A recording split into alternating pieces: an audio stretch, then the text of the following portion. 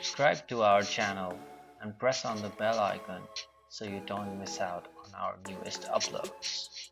Hello everyone, welcome to another video. In this tutorial, we are going to learn how to log into our Facebook account. Logging into your Facebook account gives you entry inside your own Facebook page. From the menu, open the Facebook app on your phone. When you reach the login screen, you can see a bunch of options from where, apart from login, you can also create a new account or recover your lost password. To log in, you need to enter your email or phone number associated to your account and the password to your account. Once you have entered the details correctly, press on the login button and the app redirects you to your newsfeed screen.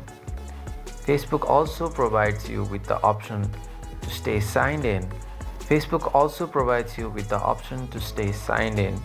You can manually log out at any time as well. In this way, you can log into your Facebook account. If you found this video helpful, don't forget to drop us a like and we'll see you in the next one. Thank you for watching.